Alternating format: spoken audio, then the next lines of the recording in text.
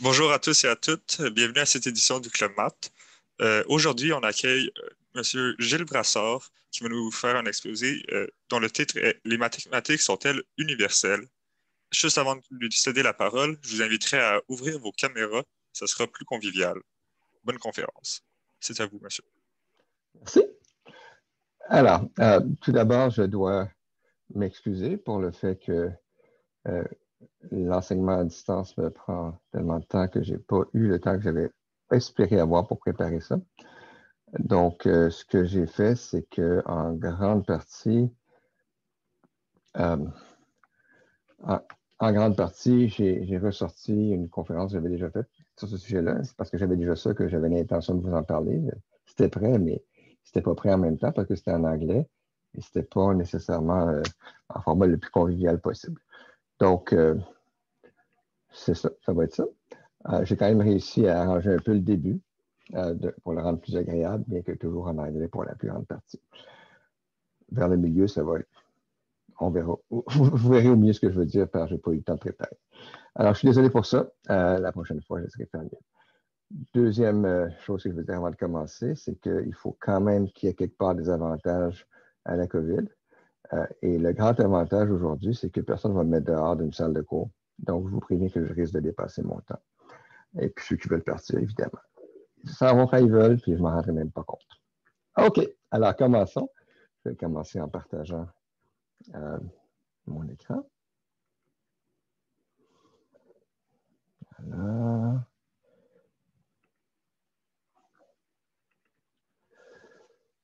OK.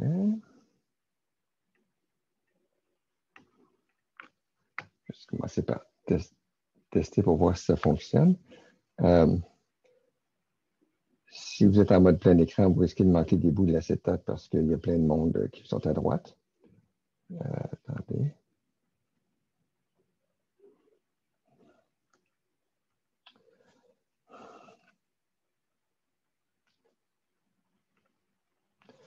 Alors, allons-y.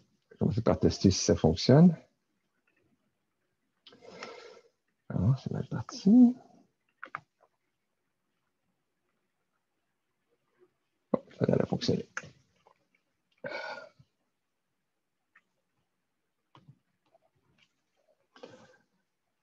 OK, on est prêt à commencer.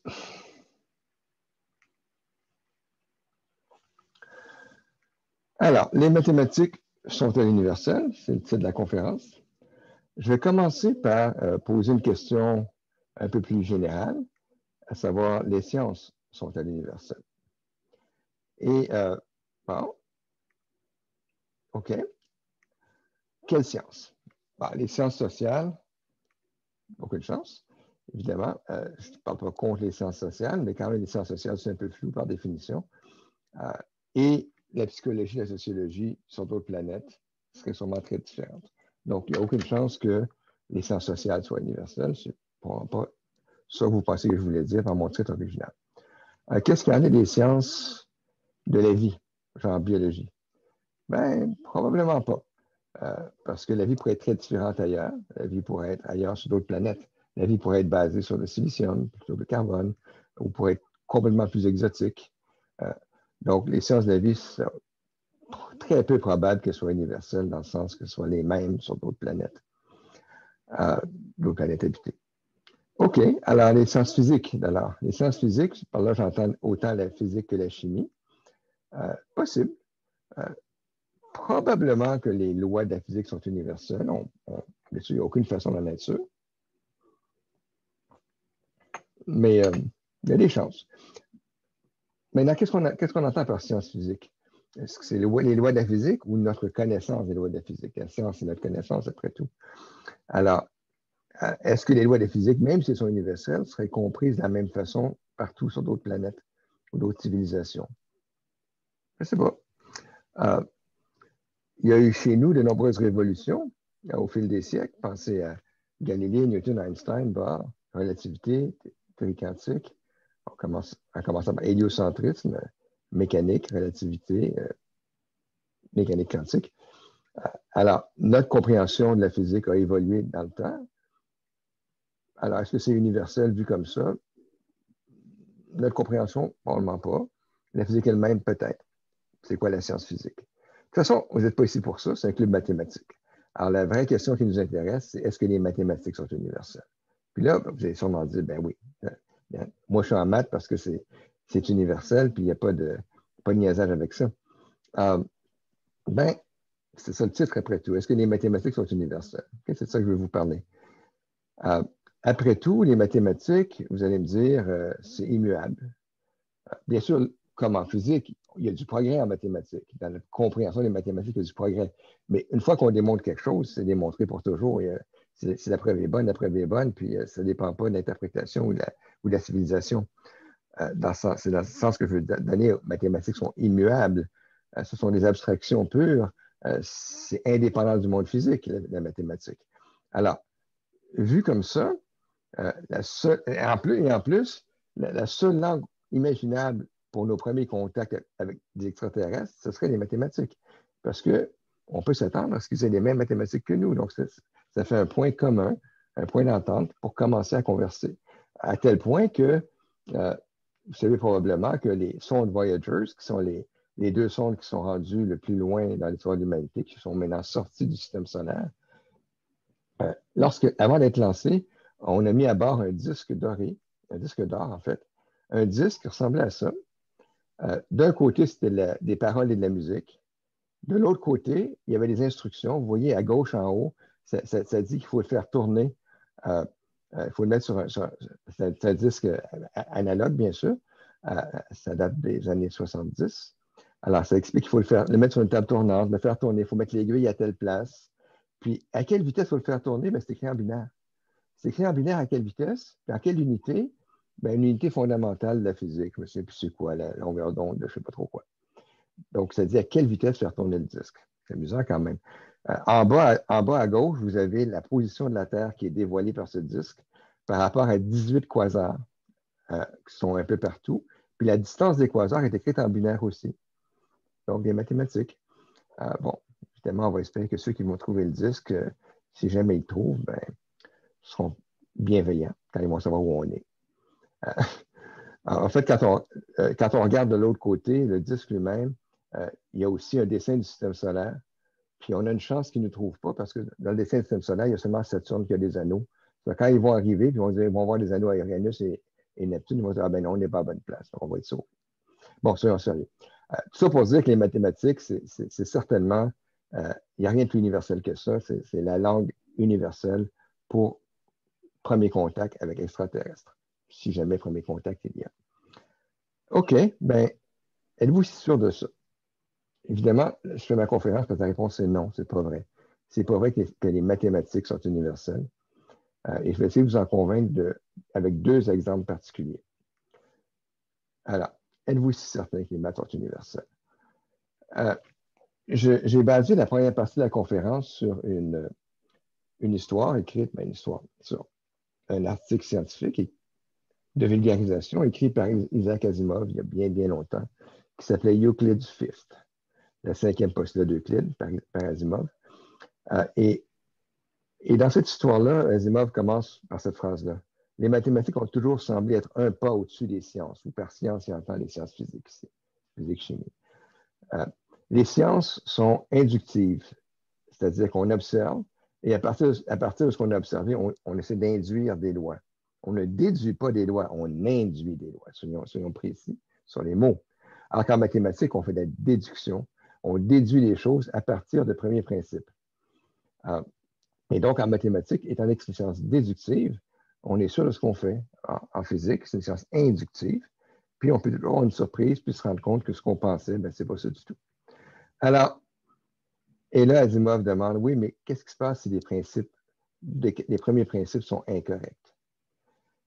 Alors, l'exemple que Asimov donne ici, comme le titre de son article l'indique, est par rapport au cinquième postulat d'Euclide. Alors, je vais vous raconter un peu ça avant de passer à ce qui m'intéresse réellement aujourd'hui. Mais l'exemple du cinquième postulat est vraiment édifiant. Désolé.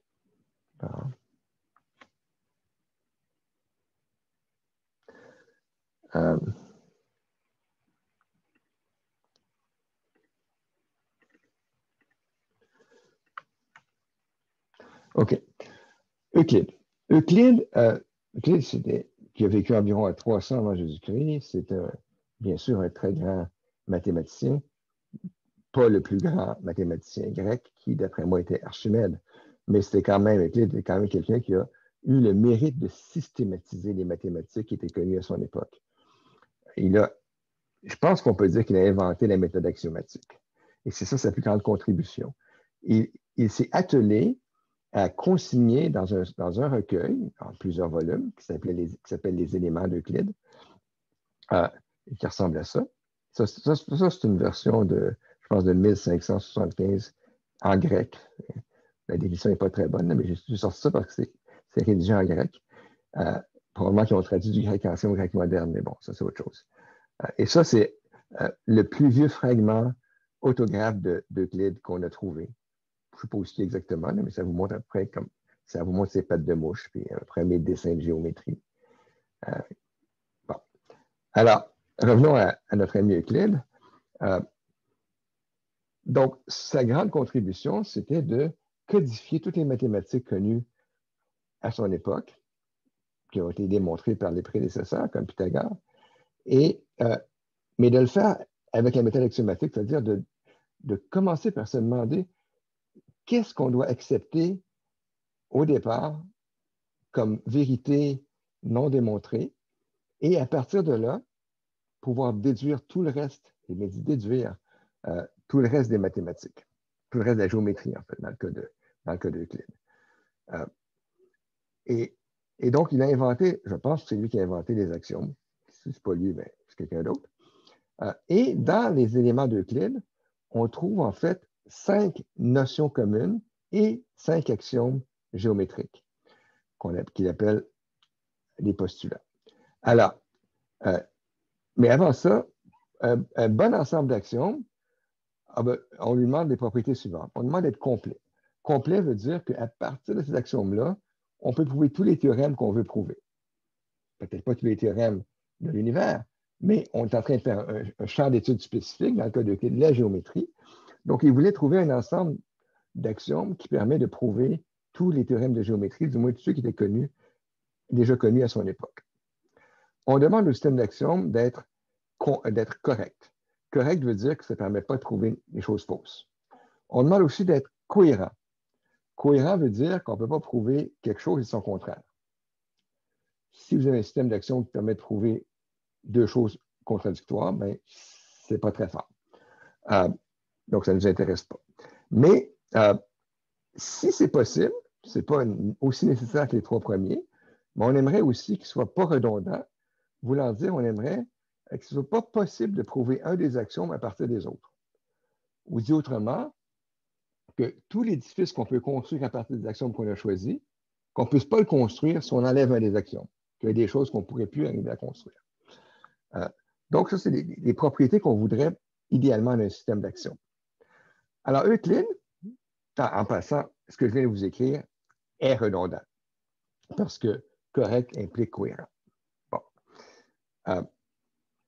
Mais parfois, être redondant, c'est bon pour les raisons pédagogiques. Alors, c'était quoi? Euclide a écrit 5 notions communes et 5 postulats qui sont restés inchangés pendant plus de 2000 ans. Je vous rappelle, Euclide, 300 avant Jésus-Christ. Personne n'a trouvé nécessaire d'ajouter une axiome supplémentaire avant Hilbert. Hilbert a recodifié la géométrie de façon beaucoup plus formelle à nos yeux, à nous, modernes. Mais avant Hilbert, personne n'a rien rajouté au postulat d'Euclide. Et en plus, pour en revenir à la non-redondance, personne n'a jamais pu prouver un des axiomes, voulant dire un des postulats d'Euclide, ou un des 10 notions communes des postulats combinés. Personne n'a jamais pu en prouver un à partir des autres.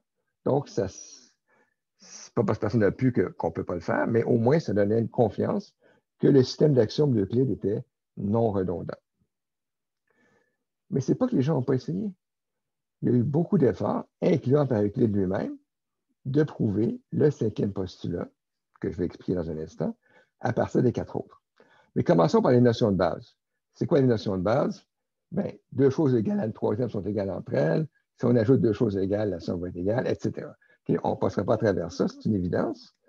Mais il a quand même pris la peine de les écrire et il a prétendu qu'il avait besoin de rien d'autre, à part ces postulats géométriques, pour dériver tous les théorèmes de l'époque. Bon, est-ce que ces notions sont vraies? Je ne sais pas. Regardez la cinquième. Le tout est plus grand que la partie. Puis si par là, on veut dire, c'est pas ça qui est écrit, mais je ne suis pas sûr que ce que Euclide avait vraiment écrit au départ. Mais si on interprète ça comme voulant dire, le tout est strictement plus grand qu'une partie propre. Ben, c'est pas vrai.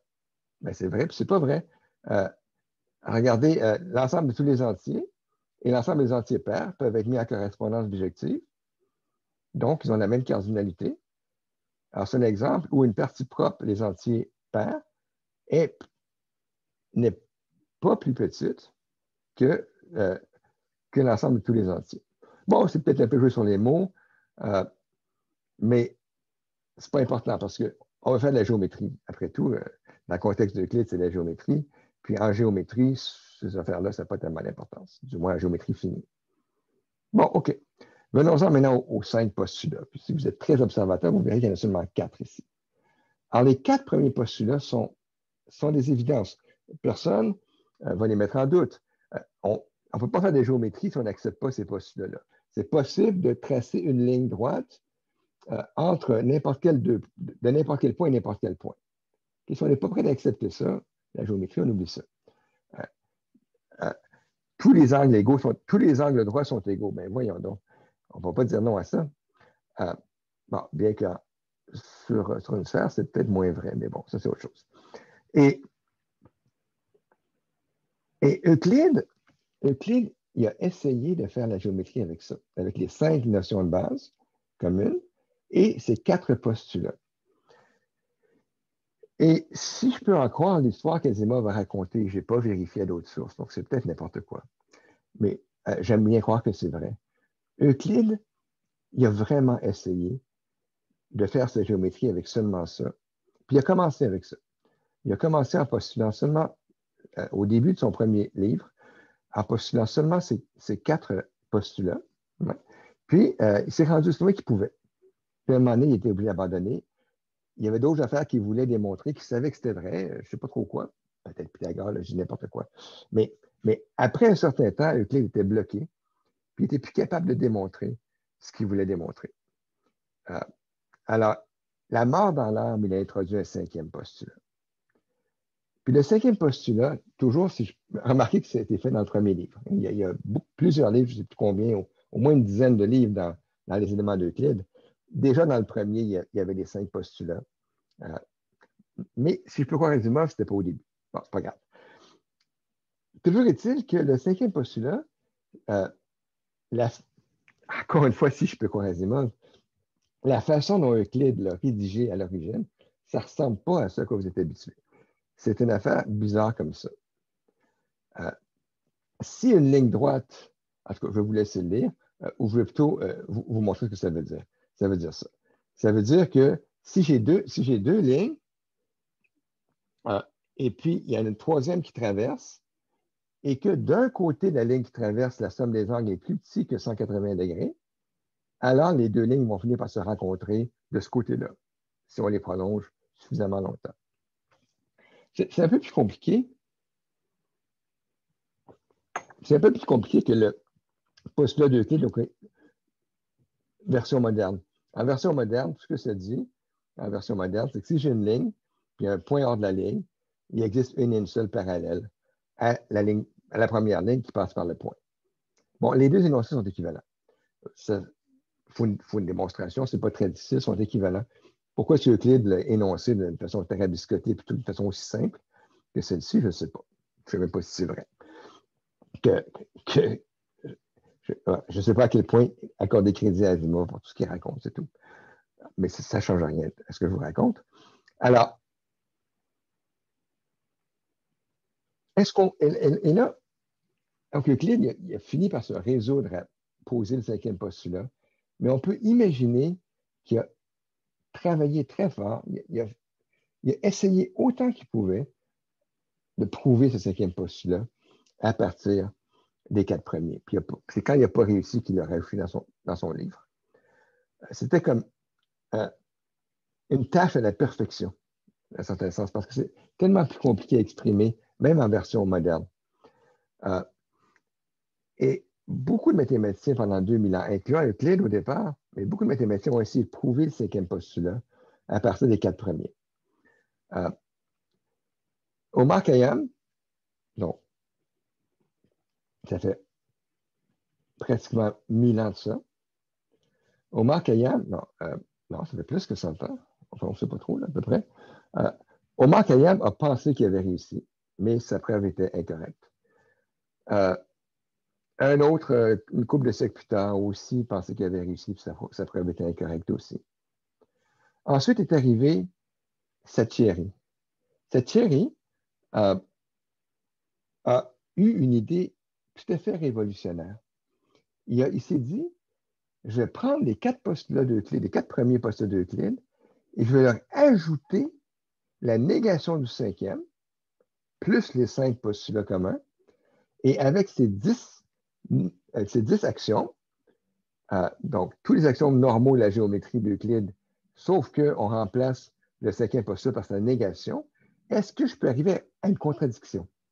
Et cette théorie s'est dit, si j'arrive à une contradiction, ben, j'aurais démontré le 5e postulat. Parce que ça démontrerait que sa négation est forcément fausse, si on accepte toutes les autres. Okay? En d'autres termes, arriver à une contradiction ici, ça prouve que les 4 premiers postulats, plus les 5 notions communes, impliquent le 5e postulat. Ce que Euclide avait voulu faire. Et malheureusement pour lui, il a réussi.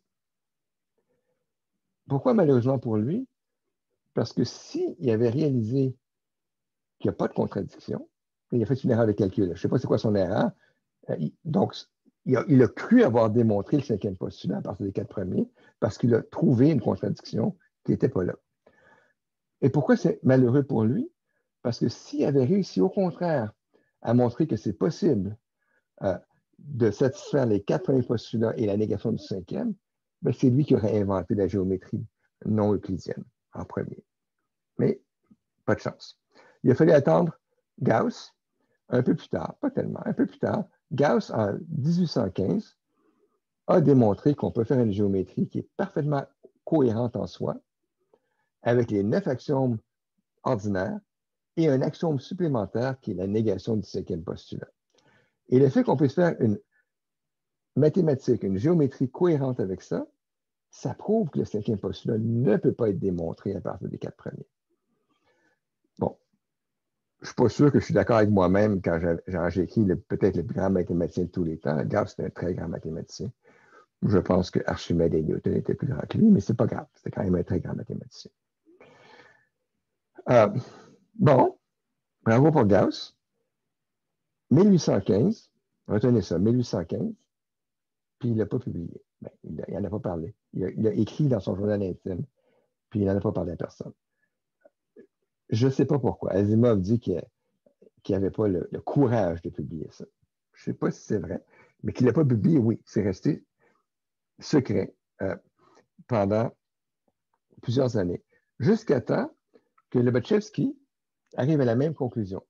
Lobachevsky, en 1826, qu'on le fond était en 1800, je ne sais plus, 15 ou 13, tantôt pour Gauss, j'ai oublié. Donc, à peu près 10 ans plus tard, Lobachevsky fait le même calcul et découvre lui aussi qu'une géométrie non euclidienne, dans laquelle le 5e postulat est faux, que c'est possible, que c'est cohérent. Il l'a publié en 1829 dans un journal assez obscur, ce qui fait que Bolyai, quelques années plus tard, a redécouvert la même chose indépendamment. Il l'a publié en 1931. Donc là, on a 3 preuves indépendantes. Gauss, Lobachevsky, Bolyai. Et là, c'est vraiment extraordinaire. C'est d'une tristesse infinie, et encore une fois, en supposant que Asimov ne dise pas n'importe quoi, que lorsque Bolyai, donc Gauss n'a pas vu l'article de Lobachevsky, peut-être qu'il ne disait pas le russe. Par contre, il a vu l'article de Bolyai. Et il a dit, haut et fort, comme c'est bien ce théorème, mais savez-vous, là, quand j'étais jeune, j'avais déjà démontré ça dans mon bain. Non, j'exagère. Mais il a dit, non, je savais déjà, je l'avais déjà démontré. Il n'y avait pas besoin de dire ça, Gauss. Gauss, c'était le mathématicien le plus adulé de son époque. Il pouvait laisser au petit János, il pouvait quand même lui laisser ce théorème, mais il ne l'a pas fait. Et János en a fait une dépression. Enfin, il a abandonné les mathématiques. Pas très gentil de la part de Gauss. Bon, ben c'est comme ça les mathématiques des fois. Et donc, tous les trois, Gauss, Lobachevsky et Bolyai, tous les trois avaient inventé une géométrie, en fait, dans laquelle le cinquième postulat d'Euclide était faux, parce que à partir d'un point et d'une droite, à partir d'une droite et d'un point, non seulement on peut tracer une parallèle, mais on peut en tracer une infinité. Là, vous allez me dire, ben voyons donc, les deux lignes que je viens de rajouter ne sont pas parallèles à celles d'en bas. Elles ne sont pas parallèles dans le plan. Mais si on se transporte dans un univers hyperbolique, on peut faire ça. Okay? Donc, on peut avoir une infinité de parallèles dans un univers hyperbolique qui est parfaitement cohérent. C'est-à-dire qu'il n'y avait pas, un des axiomes d'Euclide n'était pas nous sommes en géométrie plane. Il voulait codifier la géométrie plane. Oui, dans sa tête, c'était ça, mais il ne l'a pas mis comme axiome. Alors, tant qu'on ne dit pas que la géométrie est plane, le cinquième postulat ne peut pas être déduit des quatre premiers. Et il y a des géométries non planes dans lesquelles il n'est pas vrai que ces trois-là ont découvert à peu près à quelques années d'intervalle. Excuse-moi, Gilles, ça Oui. se peut-tu que ce soit en 1831 puis pas 1931? Oh mon Dieu. Ça se peut. Oh là, merci beaucoup. Juste que le quelques années plus tard, il était quand même 150. Mettons qu'il est mort en 1860, là, je pense pas. Les publications posthumes, ça existe, remarque, hein, mais ouais. il n'aurait pas fait de dépression dans ce cas-là. Merci. Désolé, merci. All right. Donc, mais en fait, il y a une autre façon de ne pas être euclidien, et c'est Riemann qui, connaissant présumément les résultats précédents, sans aucun doute en fait,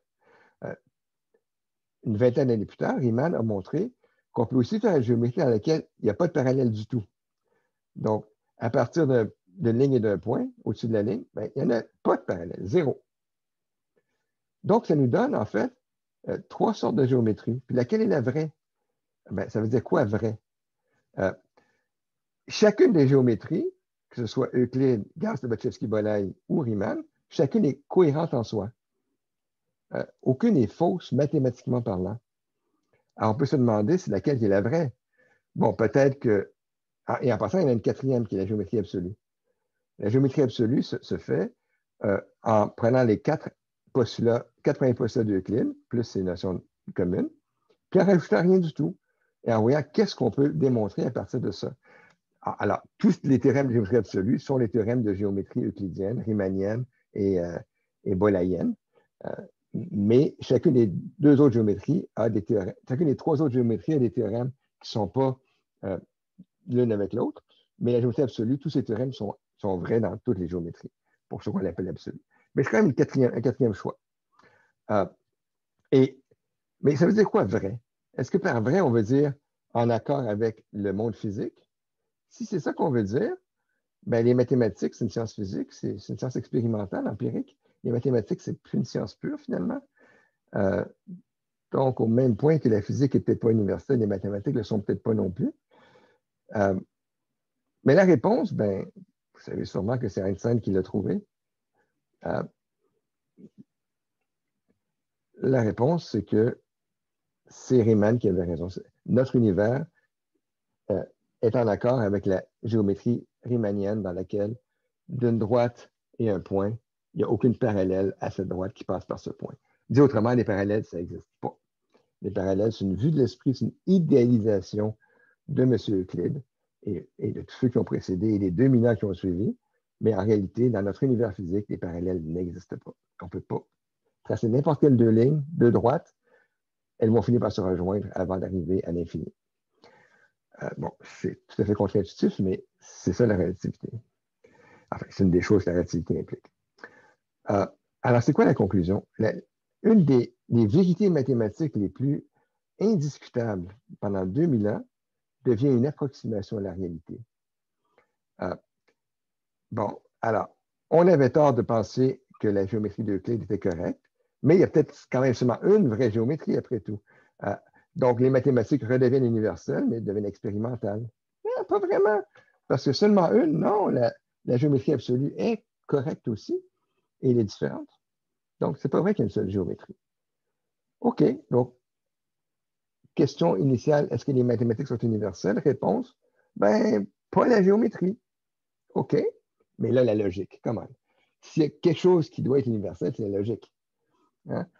Une fois qu'on s'est remis du choc que la géométrie est une science expérimentale, que ce n'est pas des maths pures, une fois qu'on s'est remis de ce choc-là, on va se dire, bon, ben, la logique, c'est la vérité absolue. On ne peut pas discuter de la logique. Et là, ça remonte à Aristote et sûrement avant lui. Et en particulier, on ne peut pas imaginer que sur une autre planète, quelqu'un serait en désaccord avec les deux lois principales de la logique classique, c'est-à-dire la loi de non-contradiction, qui dit qu'on ne peut pas avoir en même temps P et non P, quel que soit l'énoncé P, c'est impossible que P et que la négation de P soient vraies simultanément. Ça, c'est la loi de non-contradiction. Et l'autre loi sur laquelle est basée toute la logique classique, c'est la loi du tiers exclu. La loi du tiers exclu qui dit que quelle que soit la proposition P, ou bien P est vrai, ou bien P est faux. Il n'y a pas de troisième possibilité. OK. Pour en arriver à discuter de ça, puis vous dire pourquoi en fait c'est pas vrai, tout ça. Qu'est-ce qui n'est pas vrai? C'est pas vrai que c'est indiscutable. Okay? Et pour en arriver à vous expliquer pourquoi, je fais un petit détour pour vous montrer un théorème que je trouve extrêmement joli. Il existe deux nombres irrationnels, x et y, tels que x et la puissance y est rationnelle. Et regardez cette preuve. Bon, premièrement, 1 est la puissance logarithme naturel de 2 égale 2. 2 est rationnel, e est irrationnel, log naturel de 2 est irrationnel. C'est un exemple. Okay? Ça démontre le théorème. J'ai explicitement x et y irrationnel, x puissance y est rationnel. Bon, qu'est-ce que je veux de plus? Mais oui, c'est vrai, mais prouver que e et log 2 sont irrationnels, c'est pas si facile. Hein? Bien sûr, on sait comment prouver ça en mathématiques contemporaines, mais c'est tellement plus facile de prouver que racine carrée de 2 est irrationnel. Les Grecs anciens savaient déjà ça. Donc, racine carrée, est-ce qu'on peut démontrer le théorème en haut en ne sachant rien d'autre que le fait que racine carrée de 2 est irrationnel? Et voici comment faire. Donc, on veut une preuve vraiment élémentaire. Alors, considérons le nombre z. Mettons racine carrée de 2 et la puissance racine carrée de 2. Bon, il y a deux possibilités. Ou bien c'est rationnel, ou bien c'est irrationnel. Si racine 2, la racine 2 est rationnelle, bien, on a fini. Je vous rappelle, on voulait prouver qu'il existe x et y irrationnels, c'est que x puissance y est rationnel. Bien voilà, x et y, on prend x et y comme étant racine de 2, puis là, x puissance y est rationnel. On sait que c'est irrationnel, racine de 2. Puis là, mais x et la puissance y, c'est rationnel, donc le théorème est démontré. Ben, ou bien, x est irrationnel. On ne sait pas. Bien sûr, on le sait parce qu'on peut le démontrer, la réponse qui est irrationnelle, mais ce n'est pas si facile non plus. Prouver que racine 2, la racine 2 est irrationnelle, ce n'est pas élémentaire. C'est vrai, mais ce n'est pas élémentaire. Moi, je voulais une preuve élémentaire. Alors, si jamais, ce qui est le cas, ce z est irrationnel, mettons-le à la puissance racine carrée de 2. Bien là, a à la puissance b à la puissance c est égal à la puissance bc. Donc, racine 2 à la racine 2 à la racine 2, c'est racine 2 à la racine 2 fois racine 2. Racine 2 fois racine 2, c'est 2. Racine carrée de 2 au carré, ça donne 2, qui est rationnel. Donc voilà, c'est rationnel. Donc le théorème est prouvé. Soit que z est rationnel, auquel cas x égale y égale racine de 2, soit que z est irrationnel, auquel cas x égale z, y égale racine 2. Et dans tous les cas, x puissance y est rationnel, alors que x et y sont irrationnels. Voilà. C'est une très jolie preuve de ce théorème qui est complètement élémentaire. C'est ça l'idée. On voulait une preuve que les Grecs anciens auraient pu comprendre. Mais est-ce que vous ne sentez pas un peu triché? Ça ne vous dit pas c'est quoi que c'est Y? À la fin, là, vous avez un goût amer dans la bouche. Peut-être pas. Là. Un mathématicien normal va dire, moi, je suis parfaitement satisfait. Mais quand même. À la fin, là, vous avez prouvé le théorème, mais vous ne savez pas c'est quoi X et Y. Bon, vous savez qu'Y, c'est racine de 2, c'est déjà bon. mais je ne sais pas c'est quoi x. Est-ce que x c'est racine de 2 ou racine de 2 puissance racine 2? Il y a un des deux qui fonctionne, je ne sais pas lequel. Bon, OK. Ben, c'est un très bel exemple. En fait, c'est mon exemple préféré de ce qu'on appelle une preuve non constructive. Une preuve constructive, c'est une preuve dans laquelle, si on prétend, si on dit telle chose existe, il faut la construire explicitement. Ou au moins montrer comment on pourrait le construire en principe. Ce que je veux dire par là, c'est montrer qu'on pourrait écrire un programme d'ordinateur qui, après un temps fini, possiblement démesuré, mais fini, serait capable de construire l'objet en question. Donc, en mathématiques constructives, on accepte l'existence d'un objet que si on a pu démontrer non seulement qu'il existe comme une preuve par contradiction qu'on vient de faire, mais qu'on peut démontrer qu'on pourrait, soit qu'on l'a dans nos mains, soit qu'il existe un processus fini qui pourrait le construire. Parce qu'il faut démontrer que le processus fini va effectivement construire l'objet dont on prétend l'existence. C'est ça une preuve constructive. Et il y a deux sortes de mathématiques. Donc, là, je vends le punch. Est-ce que les mathématiques sont universelles? Non. Il existe la mathématique qu'on appelle classique, celle que vous avez appris à l'école, et il existe la mathématique constructive, et ces deux mathématiques sont chacune parfaitement cohérentes en soi et en contradiction violente l'une avec l'autre. Et il n'y a aucune raison de prétendre qu'il y en a une qui est vraie et l'autre qui n'est pas vraie. Ce sont deux façons de voir les choses qui sont totalement correctes et cohérentes et qui sont en contradiction. Et dans le reste de la conférence, je vais vous montrer des exemples de contradictions, des exemples de théorèmes qui sont vrais dans une et pas vrais dans l'autre, etc., pour que vous compreniez que c'est vraiment deux choses différentes. Mais je vais commencer. Donc c'est quoi? C'est quoi les deux mathématiques? Il y a les mathématiques classiques qu'on peut considérer comme les mathématiques de Dieu. Vous verrez pourquoi, ce que je veux dire dans un instant par là. Et il y a les mathématiques constructives, qui sont celles que les êtres finis comme nous, les humains, ou que les ordinateurs peuvent faire. Malheureusement, ou heureusement, je ne sais pas, il semblerait que la plupart des mathématiciens se pensent plus près de Dieu que les ordinateurs. Et donc, les mathématiques classiques ont la prédominance chez les mathématiciens normaux. Honnêtement, les mathématiques constructives, il n'y en a pas tant que ça. Là. Ça a été inventé par Brouwer il y a peut-être une centaine d'années, un peu plus. Il y a eu quelques personnes qui ont suivi. Moi, je trouve ça extrêmement beau parce que je suis informaticien après tout. Donc, pour moi, les ordinateurs sont plus intéressants que Dieu. Mais c'est certainement pas la majorité des mathématiciens qui considèrent que les mathématiques constructives sont si intéressantes que ça. Moi-même, je fais des mathématiques classiques. Mais j'aime tellement mieux quand j'ai une preuve constructive. Sauf dans certains cas, comme la preuve du racine de 2, là, je la trouve belle à brailler. Je la trouve belle parce qu'elle n'est pas constructive, justement. Oui? Je ne suis pas du tout converti aux maths constructives. Mais je veux vous faire comprendre que ça existe, puis que c'est intéressant. OK. Alors, voici un exemple de mathématiques finies. Mathématiques qu'un ordinateur ou un humain pourrait faire. Théorème, tout entier positif est la somme de 4 carrés parfaits. C'est la mathématique finie dans le sens suivant, que je peux écrire un programme d'ordinateur, puis étant donné n'importe quel entier n, le programme va trouver 4 carrés parfaits dont la somme est n, après un temps de calcul fini. En même temps que ça existe, bien sûr. En fait, c'est encore mieux parce que votre même programme, si jamais le théorème en haut était faux, le même programme trouverait un contre-exemple. Il pourrait réussir à trouver un entier qui n'est pas la somme de 4 carrés. C'est sûr que vous allez beau rouler le programme aussi longtemps que vous voulez, puis sur tous les entiers à partir de 1, j'imagine qu'on permet 0 comme carré parfait, parce que sinon 1, ce serait difficile à faire. Mais si on permet 0, bien 1, c'est 1 plus 0 plus 0 plus 0, plus 0, quelquefois. Anyway, c'est sûr que ce programme-là ne vous donnera pas une preuve. Vous avez beau le rouler aussi longtemps que vous voulez, il ne vous donnera jamais une preuve que l'énoncé en haut est vrai. Sauf que si l'énoncé est faux, il va vous trouver un contre-exemple après un temps fini. Dans ce cas-ci, Euler a une preuve classique que l'énoncé est vrai. Mais je vous montre ça quand même comme exemple de mathématiques finies, parce que pour chaque entier n, l'existence des 4 carrés parfaits qui s'additionnent pour donner n peut être obtenue de façon systématique par un ordinateur. Et ce n'est pas si intéressant comme exemple. Ce qui est intéressant, c'est le non-exemple. C'est l'exemple de mathématiques de Dieu. L'exemple d'une mathématique qu'un constructiviste ne va pas accepter.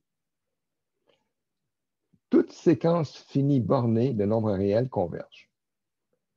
Alors, essayons. Supposons que j'ai une séquence qui est définie, et ici, on va seulement parler de séquences calculables. Voulant dire, on suppose que on suppose que j'ai un algorithme qui, étant donné n, va me donner le xn, le nème nombre de ma séquence. Ça nous demande de définir c'est quoi un nombre réel constructif. Je n'ai pas le temps d'en parler de façon détaillée. Mais l'important, c'est qu'ici, je vais supposer que je peux, de façon constructive, obtenir mes nombres, obtenir les éléments de la séquence un par un.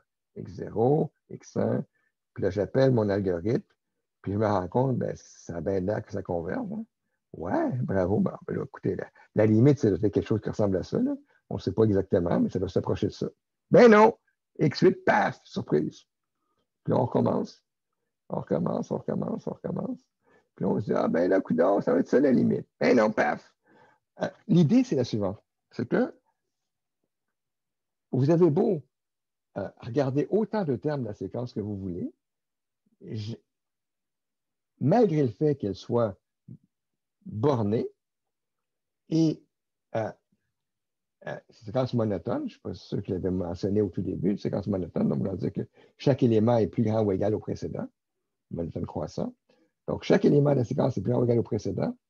Et en plus, on sait on connaît une valeur qui borne tous les éléments de la séquence. Alors, on pourrait savoir que tous les xi sont plus petits que 10. Je ne sais pas là. Alors que la deuxième ligne rouge, ça serait 5. Ben, on a beau aller chercher autant d'éléments qu'on veut, puis ça a l'air de converger, on ne pourra pas savoir de façon finie ça converge vers quoi. Et l'énoncé que la séquence converge, pour un mathématicien classique, ça veut dire qu'il existe un point x, c'est que la limite des xi quand i tend vers l'infini est égale à x. Il suffit de démontrer que ce point x existe sans avoir besoin de l'exhiber. Alors que pour un mathématicien constructiviste, tant que x, qui est la limite, n'a pas été exhibé explicitement, ben, le théorème n'est pas prouvé. Et ici, je vous fais un exemple visuel, mais ce n'est pas très difficile de réduire le problème d'arrêt à ce problème-là.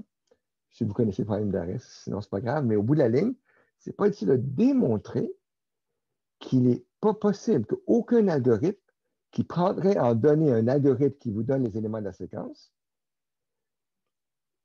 même si cet algorithme vient avec une preuve que c'est monotone et borné, une preuve constructive, donc même si vous avez une preuve constructive que la séquence est monotone et bornée, et que vous avez une façon constructive d'obtenir les éléments de la séquence un par un, aucun algorithme peut partir de ça et vous calculer la limite. Si on pouvait faire ça, on pourrait résoudre le problème d'arrêt. Donc, c'est ce qu'on veut dire par un exemple des mathématiques de Dieu. Aucun être fini, fait de façon générale, ne peut calculer la limite d'une séquence, même si on sait que la séquence est bornée et monotone. OK?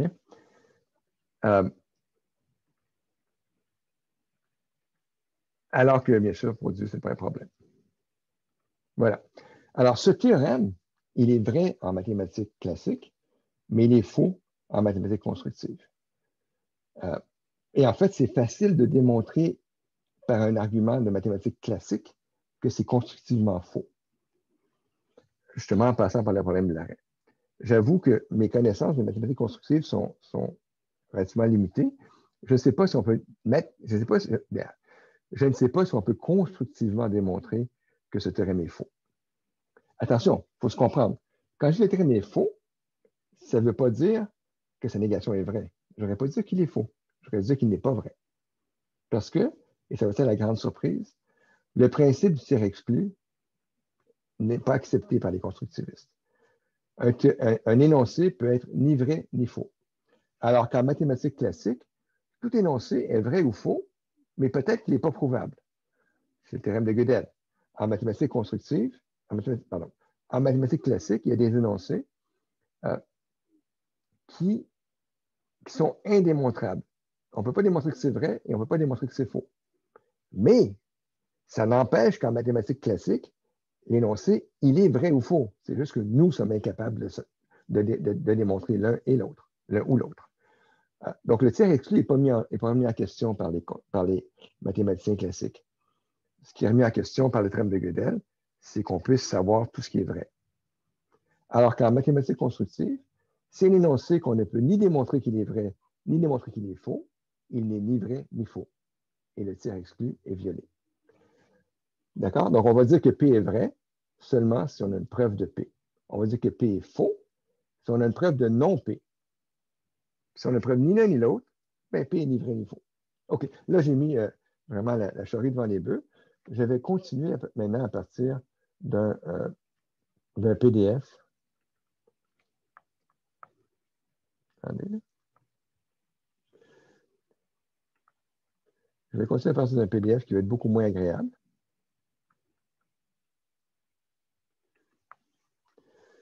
Là, je vais vous donner d'autres exemples. En fait, si ça fait 50 minutes, là, si vous considérez que l'heure est finie, il faut partir. Le message principal est passé. Le message principal, c'est qu'il n'y a aucune raison de dire qu'une des deux mathématiques est correcte et que l'autre est fausse. Et donc, les mathématiques ne sont pas universelles. Et que sur une autre planète, on peut imaginer une civilisation qui aura dérivé depuis le début des mathématiques constructives. Puis le jour qu'il y a un hurluberlu qui va dire « Ouais, mais... » qui va inventer les mathématiques que nous, on appelle classiques, on va l'envoyer à l'asile. Mais c'est ça. Donc, c'est le sens que je donne à non, les mathématiques ne sont pas universelles. Mais allons-y maintenant avec d'autres exemples. Là, ben, vous resterez aussi longtemps que ça vous tente, parce que je vais donner plusieurs exemples assez percutants. La conjecture de Goldbach. Attendez, il faut que je mette en plein écran.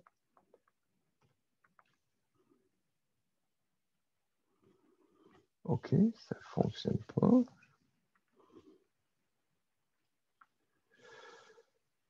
Un instant.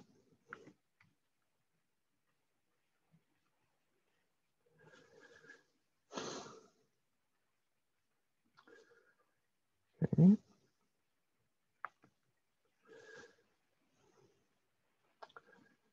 Bon. On va faire comme ça. Alors, la conjecture de Goldbach, très, très célèbre, qui est encore ouverte aujourd'hui. Tout entier, tantôt on a eu tout entier est la somme de 4 carrés parfaits. Ça, c'est démontré par Euler. Mais tout entier, à partir de 4, tout entier pair, à partir de 4, est la somme de deux nombres premiers. 4 et 2 plus 2, 10 et 3 plus 7. Ça peut être de plus qu'une façon. 10 c'est aussi 5 plus 5.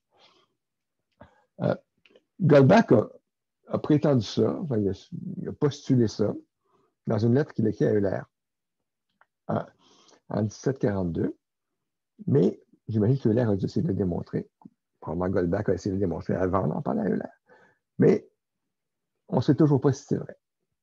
Alors, on va utiliser ça pour définir un nombre réel un petit peu bizarre. Bon, alors, regardez ce nombre réel, H, c'est la somme des alpha indice 2i fois 2 puissance moins i. Où alpha n est 0 si n est la somme de nombres premiers, alpha n égale 1 sinon. Alors, vous voyez que si la conjecture de Goldbach est vraie, bien, par définition, ça veut dire que tout n est la somme de deux nombres premiers. Donc, quel que soit n, alpha n égale 0, et donc cette somme-là donne 0. Alors, vous voyez que h égale 0 si et seulement si la conjecture de Goldbach est vraie. OK? Qu'est-ce qu'on peut conclure de ça? On peut conclure que tant qu'on ne saura pas résoudre la conjecture de Goldbach, on ne pourra pas dire que h égale 0 et on ne pourra pas dire que h est différent de 0. Et pour un constructiviste qui n'a pas la preuve du théorème de Goldbach, pour un constructiviste, l'énoncé H égale 0 ou H n'égale pas 0 n'est pas valide. Parce que pour dire que P ou Q est vrai, il faut soit une preuve de P, soit une preuve de Q. Et sinon, si vous n'avez ni l'une ni l'autre, ben vous n'avez ni P ni Q. Alors, ça donne ça, la logique constructive. Je vais l'agrandir un peu. Alors, ça donne ça. En logique constructive, dire que P est vrai, ça veut dire qu'on a une preuve de P. Tant que vous n'avez pas une preuve de P, vous ne pouvez pas dire que P est vrai. Ou, à la rigueur, si vous avez une procédure finie que vous pouvez mettre sur l'ordinateur, qui, après un nombre fini d'étapes, qui peut être arbitrairement grand, si après un nombre fini d'étapes, votre ordinateur va vous cracher une preuve que P est vrai, et si vous voulez prouver que l'ordinateur va trouver la preuve que P est vrai, alors on accepte que P soit vrai. Disant que vous n'avez pas la preuve en main, mais vous savez que vous pourriez en principe l'obtenir. En mathématiques classiques, il y a des énoncés qu'on ne peut pas prouver. Et donc, ces énoncés-là, il n'y aura aucune preuve existe. Et même s'ils sont vrais classiquement, peut-être qu'ils ne sont pas, mais même s'ils sont vrais classiquement, les énoncés pour lesquels aucune preuve existe ne sont pas acceptés comme des énoncés vrais par un constructiviste. Donc, pour prouver que P et Q est vrai, ben, il faut savoir, il faut avoir une preuve de P et une preuve de Q. Donc, une preuve de P et Q, il suffit de combiner une preuve de P et une preuve de Q. Puis là, vous avez une preuve de P et Q. Puis ça, ce n'est pas vraiment différent des mathématiques classiques. Par contre, pour P ou Q, c'est là qu'est la différence. Pour prouver que P ou Q est vrai, il faut donner soit une preuve de P, soit une preuve de Q. Et ça, c'est totalement différent des maths classiques. Il faut... comment dire? C'est ça. Donc, par exemple, tantôt, la preuve que x puissance y est rationnel, qu'il existe x et y, que x puissance y est rationnel, x et y est irrationnel, ça ne marcherait pas parce que c'est soit que racine de 2 à racine de 2 est rationnel ou irrationnel. Dans un cas, on a une solution. Dans l'autre cas, on a une autre solution. Mais le ou ne fonctionne pas parce qu'on ne sait pas lequel qui est vrai. Donc, pour prouver P ou Q, constructivement, il faut soit prouver P, soit prouver Q. Je vais, étant donné que je ne peux pas être en mode plein écran, je ne sais pas trop pourquoi, je vais passer à une autre version, un instant, qui va être...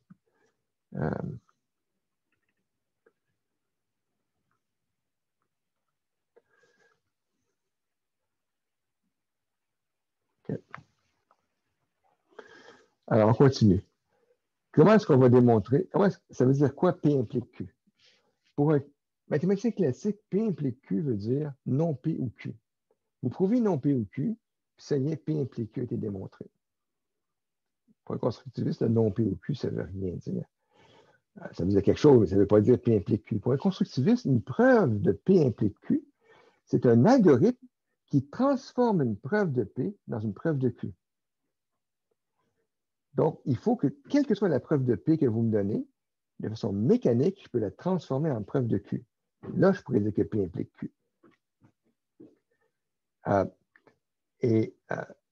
Non P, ça veut dire quoi? Non P, ça veut dire que je peux prouver que P implique une contradiction. Si à partir d'une preuve de P, je peux arriver à une preuve de 0 égale 1, étant donné qu'une preuve de 0 égale 1 est impossible, ça prouve qu'une preuve de P est impossible. Et là, je pourrais dire que non P est vrai. P équivalent à Q, là, c'est comme classique. P équivalent à Q, c'est P implique Q, Q implique P. Ben, c'est équivalent, sauf que P implique Q et Q implique P ne veut pas dire la même chose. Alors maintenant, on arrive à des conséquences qui sont à se taper la tête sur les murs. On peut prouver que le H de tantôt, je ne sais pas si vous vous souvenez, le H de tantôt, c'était celui par rapport à la constante de Goldbach. C'était un H qui était égal à 0 si la constante de Goldbach est vraie, puis strictement plus grand que 0 si la constante de Goldbach est fausse. Okay? Le détail du H n'est pas important, mais c'est ça H. Mais on peut, de façon constructive, on peut prouver que H est plus grand ou égal à 0. Ben, il faut définir ce que plus grand ou égal veut dire. A plus grand ou égal à B ne veut pas dire A plus grand que B ou A égale B. Si ça voulait dire ça, il faudrait pouvoir démontrer l'un ou l'autre pour conclure plus grand ou égal. Non, non. La notion de plus grand ou égal est définie de la bonne façon en maths constructive pour qu'on puisse effectivement prouver que H est plus grand ou égal à 0. Par contre, on ne peut pas dire H égale 0 ou H est plus grand que 0. Parce que dire ça, ça voudrait dire qu'on connaît la preuve de l'un ou de l'autre. Donc, on sait si Goldbach est vrai ou pas. Bon, maintenant, vous allez me dire, ben, Goldbach, vous allez me dire parce que vous êtes roman classique. Ben oui, mais Goldbach, il est vrai ou pas? Donc c'est n'importe quoi, ça. Parce qu'un jour, on trouvera la preuve de Goldbach ou on trouvera la preuve que Goldbach est faux. Donc, un jour, on pourra mettre une idée de constructiviste, ce qu'il faut, pour qu'il accepte l'énoncé qui est ici, parce qu'en fait, on y aura prouvé l'un ou l'autre, ayant prouvé Goldbach ou la négation de Goldbach. C'est vrai. Remplacer, dans la définition de H, remplacer Goldbach par un H indice I, je pourrais l'appeler H, mais c'est pas grave. H indice I, ce serait un nombre qui est égal à 0 si la ième machine de Turing s'arrête, ou ne s'arrête pas, c'est plus naturel, puis égal à plus grand que 0 si elle s'arrête. Et pensez à H indice I comme étant une somme, comme je disais dans les airs, une somme pour I de 0 à l'infini de 2 à la puissance, de alpha I 2 à la puissance moins I, où alpha I égale 0, alpha I égale 1 si la ième machine de Turing s'est arrêtée après exactement I étapes. Égale 0 sinon. Pensez-y, le détail n'est pas important. L'important, c'est que ce n'est pas difficile de transformer le problème d'arrêt à une infinité de nombres HI, tel que HI, pour chaque I, HI égale 0, si et seulement si la ième machine de Turing ne s'arrête pas, boucle à l'infini. Et donc, si on peut décider est-ce que H égale 0 ou plus grand que 0, on pourrait décider de faire de l'arrêt, encore une fois. Okay? Donc, l'exemple qui est fait ici, c'est un exemple comme plus facile à comprendre intuitivement parce que ça parle d'un exemple spécifique qui est Goldbach. Là, vous pouvez me dire Goldbach est vrai ou faux, puis probablement que je suis d'accord. Puis qu'un jour, on aura peut-être la preuve d'un ou l'autre, puis ce jour-là, ce que je viens d'écrire ici est plus intéressant. Mais ce que je vous dis, c'est que remplacer Goldbach par arrêt d'une machine de Turing arbitraire, puis là, vous obtenez vraiment un énoncé pour lequel ceci est faux. Et c'est ça qui est important de comprendre. Il est faux parce qu'on ne peut pas avoir une preuve de l'un ou une preuve de l'autre de façon systématique. Donc, l'énoncé H égale 0 ou H plus grand que 0 est faux, ou du moins, il n'est pas vrai. Vous voyez, je ne suis pas constructiviste. J'ai dit faux, je le dis pas vrai. Malgré le fait que H plus grand ou égal à 0, ça, c'est un énoncé qui est vrai. On peut démontrer H plus grand ou égal à 0, mais on ne peut pas démontrer ça, donc ceci n'est pas vrai. Ce n'est pas faux pour autant, je m'excuse, mais ce n'est pas vrai. C'est malin, là, j'aurais dû vous montrer ça. Mais bon, je pense que vous avez compris. Je remplace alpha I, je remplace ces paramètres-là, ces coefficients, par est-ce qu'une machine de Turing s'arrête ou pas après I étape. Puis là, j'obtiens quelque chose dans lequel ça, ce n'est pas vrai. C'est délirant. C'est délirant. Donc, littéralement, vous avez un énoncé mathématique que vous pouvez démontrer comme quoi H est plus grand ou égal à 0. Par contre, l'énoncé H égale 0 ou H plus grand que 0 n'est pas vrai. OK. Mais on va aller beaucoup plus fort que ça. Parlons maintenant, ça, j'ai déjà rendu la mèche, mais c'est le principe du tiers exclu qui ne tient pas. Parce que dire ça en maths constructive, c'est-à-dire que vous avez une preuve de P ou une preuve de non-P. Vous ne pouvez pas prétendre que P ou non-P est vrai sans avoir dans les mains une preuve de P ou une preuve de non-P, ou au moins une méthode automatique, un algorithme qui vous donnerait l'un ou l'autre selon lequel qui est vrai. Vous n'avez pas besoin d'avoir la preuve en main. Mais pour prétendre que P ou non-P est vrai, vous devez soit me donner la preuve de P ou la preuve de non-P, ou à la rigueur, un algorithme qui va cracher la preuve de P ou la preuve de non-P après un temps arbitrairement long, mais qui va garantir qu'il ne crache l'une ou l'autre. Pas les deux, parce que le non-contradiction est accepté par les constructivistes. Et étant donné qu'en mathématiques constructives, il y a des énoncés qui sont vrais et non démontrables, les énoncés vrais et non démontrables, ils ne sont pas démontrables. Donc, l'énoncé, on ne peut pas dire que P est vrai parce qu'il n'est pas démontrable. Puis non-P n'est pas vrai non plus parce qu'il était vrai classiquement, il était vrai. Donc, il ne faut pas que non-P soit vrai, forcément, en autant qu'on n'a pas de contradiction. Donc, P ou non-P est démontrablement non démontrable d'un point de vue constructiviste. P implique Q, c'est pareil. Que P implique Q, ça ne veut plus dire non P ou Q, pour raison similaire. Alors que P implique P, c'est bon. Je vous rappelle que P implique Q, ça veut dire qu'on transforme une preuve de P dans une preuve de Q, de façon automatique. Ça veut dire quelque chose d'autre complètement. Ça veut dire que vous le savez que c'est Q qui est vrai, ou vous le savez que c'est P qui est faux. Vous n'avez pas besoin de savoir l'un ou l'autre d'un point de vue classique pour en déduire que P implique Q. Mais constructivement, il faut savoir lequel des deux serait vrai pour cet énoncé-ci. Donc, cet énoncé-ci, constructivement, veut dire vous avez une preuve de Q ou une preuve de non-P. Alors que constructivement, ceci veut dire vous avez un algorithme qui transforme toute preuve de P dans une preuve de Q, et ce n'est pas la même chose. OK. Preuve par contradiction. Ça ne marche pas. J'ai fait un exemple tantôt. Mon histoire de deux nombres irrationnels qui, l'une l'absence de l'autre, donne un nombre rationnel, c'était une preuve par contradiction. La preuve par contradiction, là, on oublie ça. C'est la principale chose qu'un constructiviste ne va pas accepter. Je ne passerai pas trop de temps là-dessus parce que je pense que c'est assez évident. Mais les preuves par contradiction ne sont pas valides constructivement. Bon, tout n'est pas perdu. P implique Q et Q implique R permet effectivement de déduire P implique R, parce que si vous avez un algorithme qui transforme une preuve de P dans une preuve de Q, et un autre algorithme qui transforme une preuve de Q dans une preuve de R, bien, en mettant les deux algorithmes bout à bout, vous pouvez transformer une preuve de P en une preuve de R. Donc, ça, c'est bon. Le syllogisme de base des Grecs, il est correct. Le modus ponens, tout à fait acceptable. Ah ben non, modus ponens, c'est ça. Mais c'est acceptable aussi par la même, encore plus évident. Si j'ai une preuve de P et qu'une preuve de P peut être en preuve de Q, ben j'ai une preuve de Q. Donc, le modus ponens, ça fonctionne très bien. Si vous savez une preuve de P ou Q, soit vous avez une preuve de P, soit vous avez une preuve de Q. Vous avez une ou l'autre dans vos mains. Mais une preuve de Q, ce n'est pas possible parce que vous avez une preuve de non-Q. Donc, par réalité, vous avez une preuve de P dans vos mains. C'est bon. OK. En fait, la loi, le principe du tiers exclu,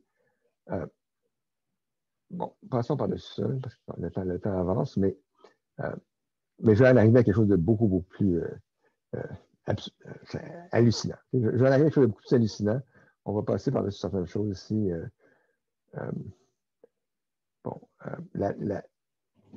Le principe de non-contradiction tient. Quel que soit P, c'est vrai qu'on ne peut pas avoir P et non P. Donc, ça, c'est un théorème. Ça, c'est un théorème constructif. En maths constructif, ce théorème est valide. Je vous laisse y penser. Non P implique P, c'est bon, mais P implique non P, c'est pas bon. Si vous avez une preuve que une preuve de P peut être transformée en un énoncé faux, vous pouvez transformer tout ça dans une preuve de P. Pensez-y. Par contre, à partir d'une preuve de P, vous ne pouvez pas obtenir qu'une preuve que P serait faux est fausse. Pensez-y là. C'est juste très amusant. Les quantificateurs. Quand je dis que pour tout x, P de x, classiquement, ça veut dire que pour tout x, P de x. Puis, constructivement, ça veut dire quoi? Ben, ça veut dire la même chose, à peu près. Constructivement, pour tout x, P de x veut dire que j'ai une façon mécanique, un algorithme qui peut transformer n'importe quel x dans une preuve de x, dans une preuve de P de x. Pour tout x, P de x, c'est une preuve de pour tout x, P de x, c'est un algorithme qui transforme n'importe quel x dans une preuve que P de x est vrai. Il n'y a rien de choquant ici. Par contre, existentiel, c'est qui est intéressant. Là, c'est pas vraiment très différent de classique. Existentiel est très différent. Dans le cas d'existentiel, dire qu'il existe x tel que P de x, ça veut dire que ce x-là, je peux le trouver. Je veux dire, j'ai une façon, soit que je l'ai dans mes mains, j'ai trouvé un x explicite et une preuve que P de x est vrai pour ce x-là. À ce moment-là, je vais pouvoir vous dire, oui, il existe x tel que P de x, la preuve, voici les x. Si tout ce que je peux faire, c'est vous donner un algorithme qui, après un temps fini, va vous cracher un x tel que P de x est vrai, c'est suffisant. Mais il faut que vous démontriez, évidemment, que cet algorithme va fonctionner. Il faut me donner l'algorithme qui fait ça et une preuve que l'algorithme va finir par cracher un x tel que P de x est vrai. Sinon, ce n'est pas bon. Une preuve constructive, bien sûr. OK. Alors, c'est vrai que s'il n'existe pas de x tel que p de x, alors quel que soit x, non p de x, ça c'est vrai constructivement. Mais si ce n'est pas vrai que pour tout x p de x, on ne peut pas en conclure qu'il y a un x tel que pas p de x. Je vous laisse y penser. Je vous laisse y penser parce que je veux vraiment en arriver à des exemples qui sont très, très choquants. On peut définir en maths constructive la notion d'ensemble et de fonction. Ce ne sera pas exactement la même chose que classique, bien sûr, mais ces notions-là peuvent être définies de façon naturelle. La fonction va être définie comme étant un graphe, etc. Ça se fait très bien. Donc, une fonction, pour définir un ensemble, il faut montrer comment construire les éléments, comment prouver, étant donné deux éléments, s'ils sont égaux ou pas. Ça soit essentiel en théorie d'ensemble constructive qu'on puisse constructivement savoir si deux éléments d'ensemble sont égaux. Bon, c'est un détail technique. Définir une fonction, c'est quoi? Bien, une fonction f de a dans b, pour la définir, il y a la chose évidente, c'est ici. Si vous avez suivi un peu l'idée de ce que je vous raconte, pour définir une fonction f de a dans b, la fonction est définie par un algorithme construction, qui, à partir de n'importe quel élément de a, vous donne l'élément, à partir de n'importe quel élément x de a, l'algorithme va vous donner la valeur f de x, élément de b, qui est la valeur de la fonction. Donc, une fonction se définit par un algorithme. Il n'y a rien de surprenant. Mais ce n'est pas suffisant. Pour qu'une fonction soit bien définie, il faut pouvoir décider si on l'appelle sur un élément du domaine. Ce n'est pas évident, mais sans cette condition-là, on ne va pas réussir à faire une théorie de fonctions qui fonctionne. Je ne l'ai pas voulu. OK. Puis, il faut en plus pouvoir démontrer que si je prends deux éléments égaux de A, je vais obtenir deux éléments égaux. Si je prends x égale y, mais que x et y sont construits de façon différente, vous vous souvenez que pour la théorie des ensembles, il faut juste prouver si deux éléments sont égaux dans un ensemble. Alors, si je prends deux éléments x et y de A qui en fait sont égaux, il faut que f de x et f de y soient égaux aussi. Donc, il y a des détails techniques. Ça devient un peu plus compliqué. Mais c'est amusant. Puis là, je vais arriver aux choses qui sont vraiment délirantes. Puis on va arrêter bientôt. Alors, vous vous souvenez du h de tantôt, qui était comme ça, sauf qu'il n'y avait pas le moins ici. Le h de tantôt, c'était un nombre qui était égal à 0 si Goldbach est vrai, puis plus grand que 0 si Goldbach est faux. Définition h', où je vais osciller plus, moins, plus, moins, plus, moins, si bien que si Goldbach est vrai, tous les alphas sont encore égaux à 0, donc h' égale 0.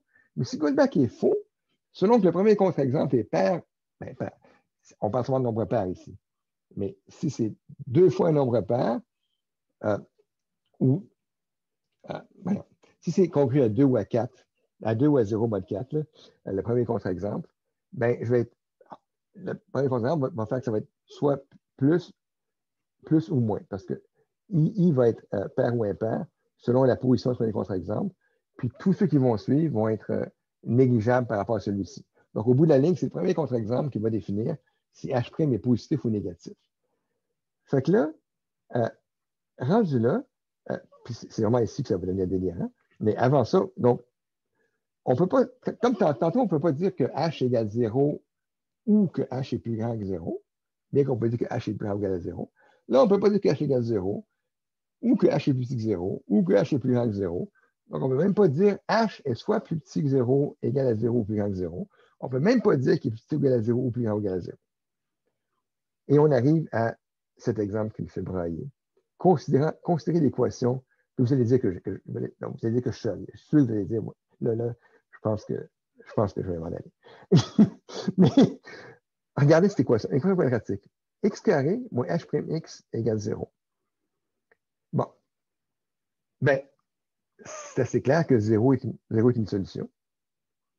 C'est assez clair que H' est une solution. 0 1. Ça, c'est un point.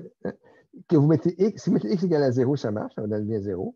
Mettez X égale à H', ça donne bien 0 aussi. Mais le minimum entre 0 et H', on peut constructivement démontrer, on peut définir constructivement, ça veut dire quoi, minimum?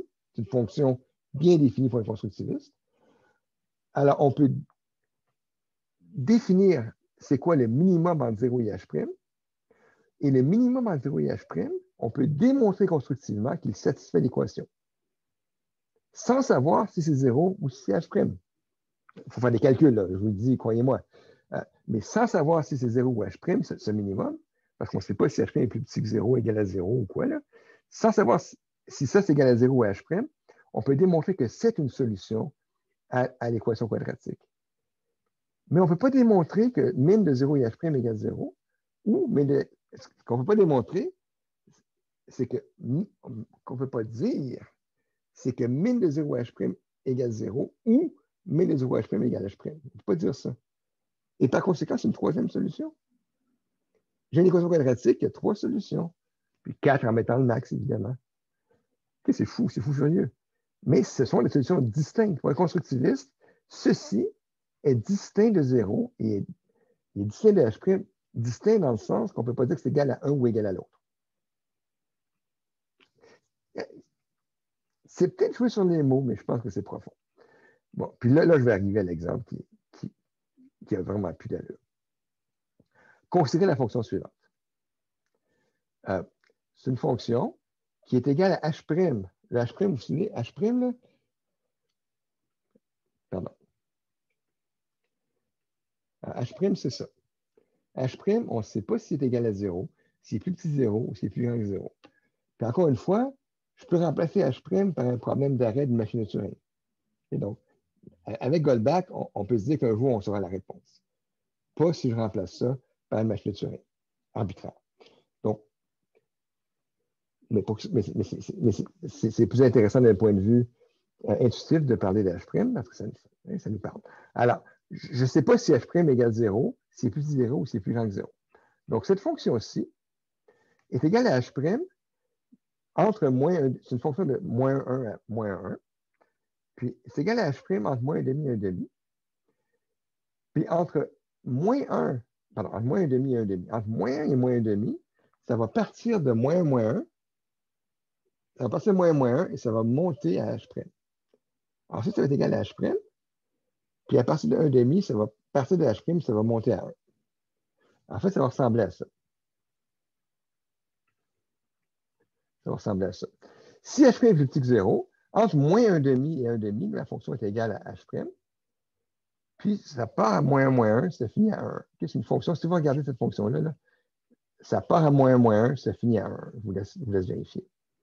Donc, dans tous les cas, ça part à moins 1, moins 1, et ça finit à 1. Mais au milieu, c'est égal à H'. Donc, si H' est plus petit que 0, ma fonction ressemble à ça. Si H' est égal à 0, ça ressemble à ça. Si H' est plus grand que 0, ça ressemble à ça. C'est une fonction continue. La notion de fonction continue se définit en maths constructive de façon très naturelle. Et on peut démontrer que cette fonction est continue constructivement. Donc, j'ai une fonction continue telle que fonction f continue, telle que f de moins 1 égale moins 1, f de 1 égale 1. Puis, est-ce qu'il y a un x tel que f de x égale 0? Ben non. Ben non. Parce que dire qu'il existe un x tel que f de x égale 0, ça veut dire que je peux vous dire si x est ici ou ici. Je ne peux pas vous le dire parce que je ne sais pas c'est quel le vrai cas. Donc, cette fonction qui est définie de façon très précise, qui est démontrablement continue, qui part à moins 1, moins 1, qui finit à 1, 1, c'est pas vrai qu'il existe un x tel que f de x. Pardon. Oui, non, c'est ça. C'est pas vrai. C'est faux. Non, c'est pas faux, mais c'est pas vrai. C'est pas vrai qu'il existe un x tel que f de x égale 0. Dit autrement, donc c'est fonction continue, oui, c'est ce que je viens de dire. Fonction continue, moins 1, 1. Est-ce qu'il existe un x0 de x égale 0? Ben non. Une preuve de ça répondrait à Goldbach. Et donc, le théorème de la valeur intermédiaire est invalide. Le théorème de la valeur intermédiaire qui dit que toute fonction continue qui part à moins 1, qui finit à 1, passe par 0. Ben ça, c'est pas valide constructivement. OK. Bon. Je vais arrêter bientôt. Là. Je suis bien parti. Bon. Ce qui suit est peut-être plus intéressant pour un informaticien. Mais c'est quand même, non, c'est quand même des maths, des vraies maths. On dit qu'un ensemble est dénombrable si on peut mettre la correspondance avec les entiers. Ça, c'est inventé par Cantor. les nombres rationnels sont dénombrables. Puis Cantor a prouvé que les nombres réels ne sont pas dénombrables. En fait, c'est peu connu que la raison pour laquelle Cantor a fait cette théorie à l'origine, la motivation, puis je vais aller lire son courrier qu'il écrivait, je ne me souviens plus à qui, mais il y avait une correspondance qui a été conservée dans laquelle Cantor raconte à quoi il pense jour après jour. C'est absolument fascinant. Puis là, on comprend quand on lit ça que Cantor, ce qui l'intéressait, c'était de démontrer qu'il y a des nombres réels qui ne sont pas algébriques. Des nombres réels qui ne sont pas la solution, qui ne sont pas une racine d'une équation à une inconnue à un degré quelconque. C'est pas facile à démontrer. L'idée de Cantor, c'était qu'on peut dénombrer les équations de degré fini, les polynômes. On peut dénombrer les polynômes de degré fini. Il y a une façon systématique de les dénombrer. Donc, l'ensemble des polynômes à une variable et à degré fini est un ensemble dénombrable. À chacun de ces polynômes correspond par le théorème fondamental de l'algèbre un nombre fini de nombres algébriques. Donc, on peut dénombrer les nombres algébriques. Et pour démontrer qu'il existe des nombres réels qui ne sont pas algébriques, tout ce qui reste à faire à Cantor, c'est de démontrer que les nombres réels ne sont pas dénombrables. Et c'est pour ça qu'il a inventé sa fameuse diagonalisation. Et Cantor a réalisé que les nombres réels ne sont pas dénombrables pour démontrer l'existence de nombres réels qui ne sont pas algébriques, les nombres algébriques, eux, étant dénombrables. Quand on lit sa correspondance, là, il a fait tellement de mauvais départs, c'est extraordinaire. Puis malheureusement pour lui, il s'est fait coiffer au poteau parce que Liouville, avant que Cantor aboutisse, Liouville a trouvé un nombre explicite, un nombre réel explicite, pour lequel il y avait une preuve. Liouville avait une preuve que ce nombre-là n'est pas algébrique. Donc c'est un peu triste pour Cantor, mais ça ne l'a pas empêché quand même de découvrir quelque chose de extraordinaire. Bon, fin de l'anecdote sur Cantor. L'ensemble des nombres réels est classiquement dénombrable. Non, excusez-moi, je recommence. Ce que Cantor a démontré, c'est que l'ensemble des nombres réels n'est pas dénombrable. Mais lorsqu'on définit ce que ça veut dire un nombre réel constructif, c'est un peu subtil, puis vraiment, je ne vais pas exagérer en dépassant mon temps. Je ne vais pas trop exagérer. Donc, je ne vais pas vous définir ce que ça veut dire pour un constructiviste, c'est quoi un nombre réel. Okay? Mais il y a une définition très naturelle de qu'est-ce que c'est qu'un nombre réel, qui n'est pas celle à laquelle on est habitué de façon classique. Mais une fois qu'on a démontré c'est quoi, vous vous doutez bien qu'un nombre réel doit être défini par un algorithme. À tout nombre réel correspond en fait une infinité d'algorithmes qui vont donner le même nombre réel. Mais étant donné qu'il y a seulement un nombre dénombrable d'algorithmes, du coup, il y a seulement un nombre dénombrable de nombres réels constructifs. Alors, on a un nombre non dénombrable de nombres réels classiques, prouvé par Cantor par diagonalisation, alors qu'on a seulement un nombre dénombrable de nombres réels constructifs. Puis là, ce qui est vraiment amusant, c'est que la preuve comme quoi il y a des nombres réels la preuve comme quoi on ne peut pas énumérer les nombres réels fonctionne constructivement. Le théorème de Cantor, pas la preuve, mais il y a une preuve constructive du théorème de Cantor. Il y a une preuve constructive comme quoi l'ensemble nombre réel constructif n'est pas dénombrable. Mais là, je vais vous dire le contraire. Qu'est-ce que c'est pas l'affaire? C'est que pour un constructiviste, pour être dénombrable, il faut être mis en correspondance bijective avec les entiers, mais il faut que ce soit une bijection calculable. Donc, un ensemble dénombrable pour un constructiviste, c'est un ensemble qui peut être mis en bijection, soit un ensemble fini, soit un ensemble qui peut être mis en bijection avec les entiers par une bijection calculable. Alors, ici, on voit, par les raisonnements de Cantor, on sait qu'il y a plein de nombres. On sait que l'ensemble des nombres calculables, donc les nombres réels constructifs, c'est un ensemble qui est dénombrable. Mais pour dénombrer cet ensemble, on a besoin d'une bijection qui est non calculable. Ce qui fait qu'au bout de la ligne, aucune bijection calculable entre les entiers et les réels constructifs est calculable. Aucune bijection est calculable. Et du coup, ça reste vrai pour un constructiviste que l'ensemble des nombres réels, qui pour lui veut dire nombre réel constructif, parce qu'il n'y en a pas d'autre. Donc, ça reste vrai pour un constructiviste que l'ensemble des nombres réels n'est pas dénombrable. C'est vraiment amusant. OK, conclusion. C'est quoi la vraie mathématique? Ben, chacune est cohérente en soi. Chacune contredit l'autre. et moi, ce que je crois vraiment, c'est que je ne vais pas dire qu'elles sont correctes toutes les deux, mais l'une ni l'autre est incorrecte. Faisons une nuancée constructive. Il serait faux de dire que l'une est vraie. Attends, il serait faux de dire que l'une est fausse ou l'autre c'est fausse. C'est une affaire de même. Les deux ont le droit d'exister. Laquelle correspond à l'univers n'a aucun sens. Contrairement à la géométrie, cette fois-ci, on ne peut pas dire on va choisir la géométrie riemannienne parce que c'est ça qu'Einstein nous a dit. Pour la géométrie, on pouvait dire ça. Que la vraie géométrie, c'est la géométrie riemannienne, c'est celle qui correspond à notre univers, bien que la géométrie absolue est vraie aussi.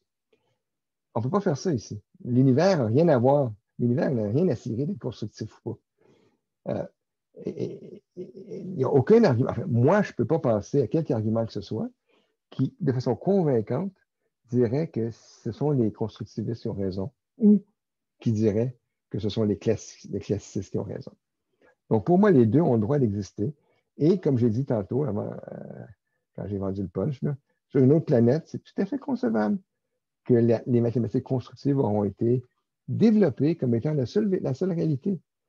Ces gens-là vont dire les mathématiques sont universelles, puis ils n'auront jamais pensé à la notion de mathématiques classique, celle que nous développons depuis des millénaires. C'est absolument concevable. Voilà. Donc, la conclusion, c'est que les mathématiques valides, universellement valides, ben, ça n'existe juste pas.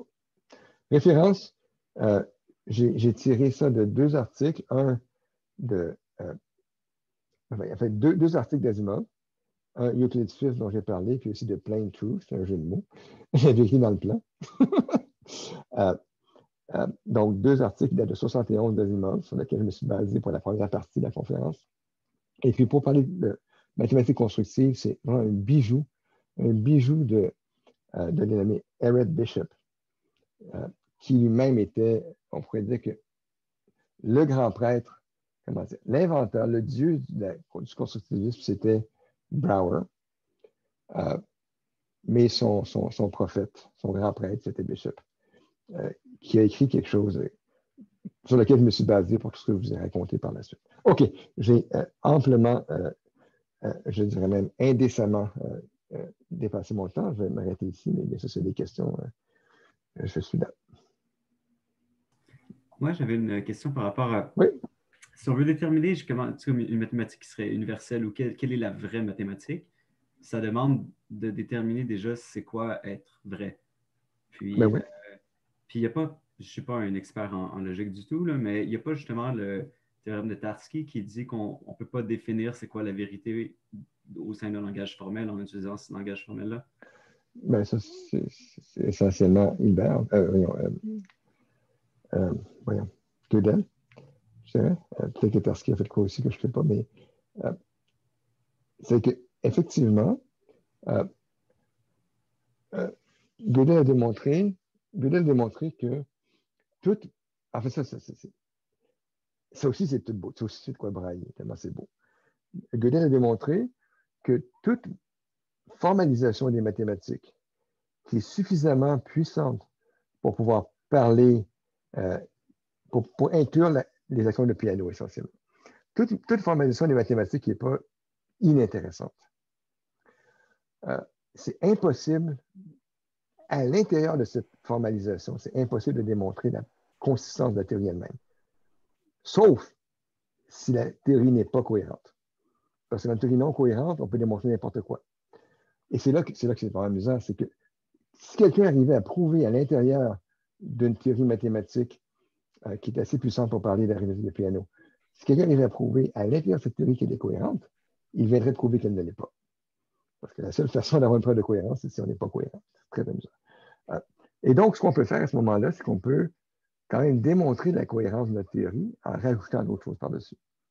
On agrandit la théorie, puis avec la version agrandie permet de démontrer que celle qui était en dessous était cohérente.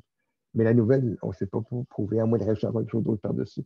Puis, ça n'arrête pas. Donc, effectivement, ce n'est pas la vraie mathématique. Bon, écoutez, on aurait pu faire un autre exemple de mathématiques universellement valide. Est-ce qu'on n'accepte pas l'axiome du choix? C'est un autre exemple. Si vous acceptez que vous acceptiez ou pas l'axiome du choix, vous avez une mathématique, une logique, une théorie des ensembles qui est parfaitement cohérente. C'est un exemple qui est... Bon, c'est moins amusant, je pense, que ce que je vous ai raconté, mais le fait qu'il n'y a pas de mathématiques universelles, ça aussi, c'est vrai. Ou même l'hypothèse continue. Il y a plein d'exemples d'énoncés qu'on ne sait pas s'ils sont vrais ou faux, et que, exactement comme Gauss avait fait avec Euclide, on peut ajouter l'énoncé qu'on ne sait pas démontrer comme étant un axiome et faire un modèle cohérent de tout ça. Ou on peut ajouter sa négation, puis encore faire un modèle cohérent. Donc, vu comme ça, les deux mathématiques sont tout à fait valides. Mais quelque part, c'est des mathématiques de l'infini. C'est pas que c'est pas intéressant. Mais ce que je vous ai raconté, c'est au niveau fini, au niveau humain. Qu'on n'a pas besoin de monter dans l'infini pour arriver à des mathématiques qui sont différentes et aussi valides l'une que l'autre. Mais effectivement, c'est une autre raison. Mais effectivement, c'est une autre raison de dire que les mathématiques ne sont pas universelles. C'est une façon de le dire. C'est plus abstrait encore que ce que je vous ai raconté. Merci pour la question. Gilles, je peux te poser une question? Vas-y, mon cher. D'abord, merci, bravo. C'était vraiment sympa d'écouter ça. Je suis content que tu sois là. Je m'intéresse aussi beaucoup à la mathématique. Pour ceux qui ne savent pas, c'est Nicolas Gisin à Genève, avec qui j'ai souvent des discussions de toutes sortes, surtout sur la localité ou la non-localité. Mais récemment, on s'est mis à discuter de constructivisme. Alors, vas-y. Je me demande si vraiment ta distinction entre la géométrie et puis ces maths constructivistes est aussi est bien correcte. Donc, tu dis finalement pour la géométrie, on peut s'inspirer de la physique et si on croit à la relativité, à ce moment-là, on conclut que c'est la géométrie riemannienne qui est correcte. Ouais. Mais je pense que c'est la même chose entre les mathématiques classiques et constructivistes, que moi j'appelle intuitionnistes, pour autant que l'on prenne en compte la physique et que l'on accepte l'hypothèse que la physique est indéterministe. Si la physique est indéterministe, que le futur est ouvert, à ce moment-là, les mathématiques qui vont décrire ça sont les mathématiques constructivistes. Encore une fois, l'indéterminisme en physique, ça veut bien dire qu'une affirmation qui concerne le futur, comme il pleuvra dans une année à Montréal, est quelque chose qui est aujourd'hui ni vrai ni faux. Et donc, le tiers exclu est également invalide dans une physique indéterministe. Et donc, les mathématiques constructivistes sont celles qui correspondent à ce type de physique. Non, c'est très, très, très intéressant, en fait. Pour ce qui est des prédictions météo, est-ce que c'est indéterministe ou chaotique à un point qu'on ne peut pas avoir tous les paramètres pour le calculer? C'est pas clair. Si on croit que c'est indéterministe, à ce moment-là, donc si on fait l'hypothèse physique, non pas de la relativité, mais l'hypothèse physique de l'indéterminisme, c'est une hypothèse, à ce moment-là, on en déduit que c'est les mathématiques constructivistes qui sont correctes. J'aime beaucoup cette approche. Nicolas, il a écrit un papier vraiment intéressant là-dessus. Et c'est vraiment matière à réflexion considérable. Et je ne suis pas prêt à dire que c'est vrai ni que la négation est vraie de ce que tu racontes. Voilà, bon, c'est une conclusion constructiviste, donc je l'accepte. mais vraiment, oui, c'est une approche qui mérite d'être sous-pesée, d'être étudiée très sérieusement, ce que tu fais d'ailleurs. Et si au bout de la ligne, si tu as vraiment raison, dans le sens que si on peut démontrer que les mathématiques classiques sont incohérentes avec l'indéterminisme, ça ne prouvera pas que la seule possibilité qui reste, c'est les constructivistes. Mais bon, mais oui, ça va faire quelque chose qui ressemble un peu à, comme tu disais, Euclide versus Riemann. Donc, donner raison à une mathématique ou à l'autre en fonction du monde physique, c'est absolument fascinant. Et je pense que tu ne pourras pas faire ça pour Oui, je pense que tu ne pourras pas faire ça pour l'axiome du choix ou pour l'hypothèse continue, par contre. Raccrocher l'un ou l'autre à l'univers fini. Pour l'hypothèse du continuum, je ne sais pas, mais pour l'axiome du choix, si. Ah bon? L'axiome du choix implique l'existence d'une fonction, évidemment non constructive, qui prédit le futur. Écoute, l'axiome du choix est fondamentalement non constructiviste. Fondamentalement. Ouais. Donc, j'ai dit n'importe quoi. Tu as raison. Non. Si on peut démontrer que la vraie mathématique est constructiviste, ben, l'axiome du choix, c'est n'importe quoi. On est d'accord. On est d'accord. L'hypothèse continue, je ne sais pas. D'accord. Très amusant. Merci. Merci beaucoup. Merci à toi. Hey, au revoir. Un de ces jours, on se reverra peut-être un jour en personne. J'espère. Bien. Autre question? Oui. Petite réflexion qui vient de... En fait, c'est drôle, ça rejoint un peu l'argument physique ou pas dont vous venez de discuter, mais bon, si dans notre logique constructiviste, on dit, bon, il faut construire les choses, il faut qu'on ait un exemple qui détermine bien un objet ou une preuve pour dire qu'elle existe. Mais est-ce qu'on ne pourrait pas dire finalement qu'il y a plusieurs mathématiques constructivistes par rapport à qu'est-ce qu'on considère comme avoir une instance 2 ou avoir construit une instance 2? Je pense pas. Je pense que la mathématique constructive est bien codifiée. On définit précisément ce qu'on veut dire par P implique Q, etc. À partir de là, je pense qu'il y a une seule mathématique constructive, ce qui ne veut pas dire qu'on ne pourrait pas en inventer une différente en codifiant différemment. Donc, je ne peux pas dire que c'est la seule possibilité. Mais telle qu'elle est définie, elle est très, très parfaitement codifiée. Je pense. Mais oui, je ne voulais certainement pas prétendre que les deux seules mathématiques possibles sont la classique et la constructive. Je voulais juste montrer que de prétendre que la seule mathématique possible est la classique et donc les mathématiques sont universelles, que non, ça c'est n'importe quoi. C'était le but principal de ma conférence. Puis plus vous en trouvez d'autres mathématiques, plus je vais être heureux. Autre question? Bon, ben, merci d'avoir été là. Il y a encore pas mal de monde. C'est très agréable. J'ai beaucoup apprécié. Et longue vie au Club mathématique.